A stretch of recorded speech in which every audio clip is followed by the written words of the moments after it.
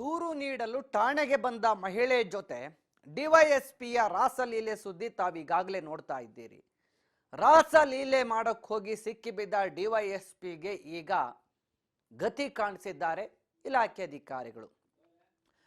DYSP ಕಚೇರಿಯಲ್ಲೇ ಮಹಿಳೆಯೊಂದಿಗೆ ರಾಸಲೀಲೆಗೆ ಮುಂದಾಗಿದ್ದಂತ ಮಹಿಳೆಯನ್ನ ಪುಲಾಯಿಸಿ ಲೈಂಗಿಕ ದೌರ್ಜನ್ಯಕ್ಕೆ ಮುಂದಾಗಿದ್ದಂತ ಡಿವೈಎಸ್ಪಿಯ ಅಮಾನತ್ತಾಗಿದೆ. ಸದ್ಯ ಡಿವೈಎಸ್ಪಿ ಮಹಿಳೆಯೊಂದಿಗೆ ರಾಸಲೀಲೆಗೆ ಮುಂದಾಗಿದ್ರು. ಆ ವಿಡಿಯೋ ವೈರಲ್ ಆಗಿತ್ತು. ಡಿವೈಎಸ್ಪಿ ವಿರುದ್ಧ ಈಗ ಕ್ರಮ ಕೈಗೊಳ್ಳಲಾಗಿದೆ. ಡಿವೈಎಸ್ಪಿ ಕಚೇರಿಯಲ್ಲಿ ಮಹಿಳೆಯೊಂದಿಗೆ ರಾಸಲೀಲೆಗೆ ಮುಂದಾಗಿದ್ದು ಮಹಿಳೆಯನ್ನ ಪುಸಲಾಯಿಸಿ ಲೈಂಗಿಕ ದೌರ್ಜನ್ಯ ನಡೆಸಿದ್ದಂತ ಡಿವೈಎಸ್ಪಿಗೆ ಈಗ ತಕ್ಕ ಶಾಸ್ತಿಯನ್ನ ಮಾಡಲಾಗಿದೆ. ದೂರು ನೀಡಲು ಬಂದ ಮಹಿಳೆ ಜೊತೆ ರಾಸಲೀಲೆಗೆ ಮುಂದಾಗಿದ್ರು ಡಿವೈಎಸ್ಪಿ ಅಧಿಕಾರಿ. ಪಾವಗಡದಿಂದ ಜಮೀನು ವ್ಯಾಜ್ಯದ ಬಗ್ಗೆ ದೂರು ಕೊಡಲು ಬಂದಿದ್ದ ಮಹಿಳೆಯ ಜೊತೆ ನಡ್ಕೊಂಡಂತ ರಾಸಲೀಲೆಯ ವಿಡಿಯೋ ವೈರಲ್ ಆಗಿದೆ. ತುಮಕೂರಿನ ಮಧುಗಿರಿ ಡಿವೈಎಸ್ಪಿ ರಾಮಚಂದ್ರಪ್ಪನದ್ದು ಎನ್ನಲಾದ ವಿಡಿಯೋ ಇದಾಗಿದೆ. ಸದ್ಯ ಡಿವೈಎಸ್ಪಿ ರಾಮಚಂದ್ರಪ್ಪನನ್ನ ಅಮಾನತು ಮಾಡಿದ್ದಾರೆ ಡಿಜಿ ಮತ್ತು ಐಜಿಪಿ ಅಧಿಕಾರಿ.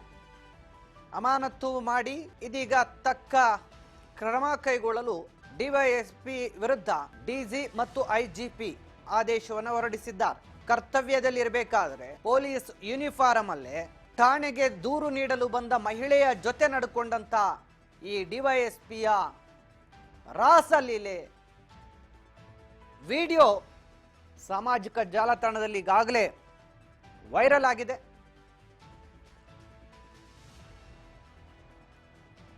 ಆ ವಿಡಿಯೋ ವೈರಲ್ ಆಗ್ತಿದ್ದಂತೆ ಸದ್ಯ ಡಿವೈಎಸ್ಪಿ ರಾಮಚಂದ್ರಪ್ಪ ವಿರುದ್ಧ